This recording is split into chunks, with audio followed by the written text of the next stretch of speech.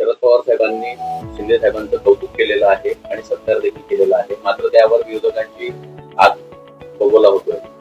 बघा, महाराष्ट्राची संस्कृती आहे की जे लोक चांगली कामं करत असतात ते एकमेकाच्या विरोधात जरी विचारामध्ये असले तरी त्याचं कौतुक करणं ही आपल्या महाराष्ट्र राज्याची संस्कृती आहे.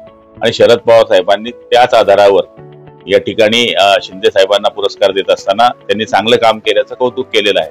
पण बाकीच्या लोकांनी असं कामच केलं नाही आणि न करता सुद्धा ते टीका करतायत. मला तरी असं वाटतं की उंची गाठणाऱ्या माणसाची ज्यावेळेस सत्कार होतो त्यावेळेस या लोकांनी टीका करणं ही हास्यास्पद बाब आहे आणि विरोधाला विरोध करणं एवढाच धंदा त्यांच्या आयुष्यामध्ये राहिलेला आहे. कधी चांगली कामं केली नाहीत, चांगली काम करण्याची मानसिकता नाही, मराठी माणसांकरता काम करण्याची इच्छा नाही, हिंदुत्वाचा मुद्दा या लोकांनी सोडलेला आहे.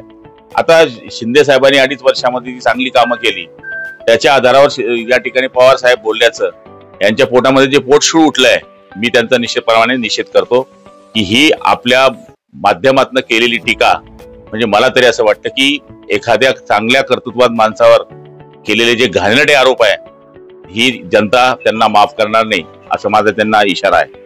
तो राज्याचा जर विचार केला तर राज्यामध्ये कुठे ना कुठे ऑपरेशन टायगर सुरू आहे, आपण कसं बघतोय? नाही बघा, आपण पाहिलं असेल की विचारधारा सोडून ज्यावेळेस म्हणून राजकारणामध्ये पुढचा प्रवास करत असतो त्यावेळेस लोक जी जुळणारी असतात ती विचारधारेमुळे जुळलेली असतात, आपल्या नेतृत्वाच्या कार्यामुळे जुळलेले असतात. पण आपण पाहतोय की यांची निवडणुकीमध्ये घेतलेले जे विचार आहेत आणि त्यांची जे झालेलं अपयश आहे आणि हे सगळं लक्षात आल्यामुळे मूळ धारा कुठे आहे तर ती शिंदे साहेबांच्या शिवसेनेमध्ये आहे. त्याच्यामुळे ऑपरेशन टायगर हे सक्सेस होताना महाराष्ट्रामध्ये दिसतंय. बरेच लोक शिवसेनेमध्ये या ठिकाणी वापसी करतायत. आणखी पुढच्या काळामध्ये आपण बघा अर्धी ठाकरे सेना ही शिवसेनेमध्ये असेल. निश्चितच भाऊ, जर काल बघितलं तर शिंदे गटातर्फे खासदारांना काही गेट टुगेदर देण्यात आलं, त्यामध्ये ठाकरे गटाचे खासदार देखील त्या गेट टुगेदरच्या कार्यक्रमात उपस्थित होते. सगळीकडेच गडबड आहे. आपण पाहत असाल तर नेतृत्व ज्यावेळेस वेळ देत नाही, काम करण्याकरता आगेकूच करत नाही, त्यावेळेस जो माणूस अपेक्षेने निवडून आला असतो त्यांना मंत्रालयाच्या समोर पुन्हा 5 वर्षांनी परीक्षा द्यायला जायचं असतं.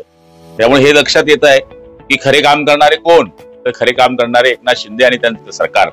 त्यामुळे बरेच खासदार हे ठाकरे गटाचे खासदार आमच्याकडे प्रवेश करतील असं मला स्वतःला वाटतं.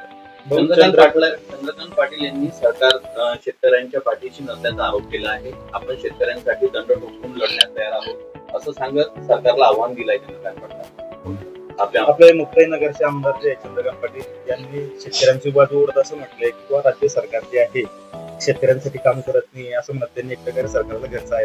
हे बघा, ते शेतकऱ्यांच्या भरोश्यावर निवडून आलेले त्यामुळे शेतकऱ्यांची बाजू घेणे हे त्यांचं कर्तव्यच आहे. पण तरी सुद्धा जर त्यांच्या काही कामं राहिली असतील तर निश्चितपणाने पालकमंत्री म्हणून त्यांची विचारपूस करू आणि त्यांची कामं करण्याकरता सरकारकडे पाठपुरावा करू आणि त्यांची नाराजी दूर करण्याचा प्रयत्न करू. काँग्रेस पुन्हा जोमाने काम करेल असं विजय वडेट्टीवार. जोम कधी येईल तेच बघायचं. लाडकी बहीण योजना असेल त्याचप्रमाणे अन्य मोफत योजना असेल यावरती काल कोर्टाने ताशेरे ओढलेले आहेत.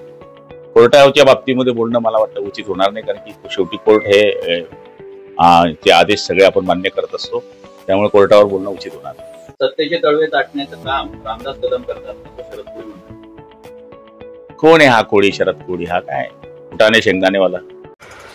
नवीन घडामोडी पाहण्यासाठी आजच आम्ही मुंबईकर 24 तासला लाईक करा, सबस्क्राईब करा आणि अपडेट रहा.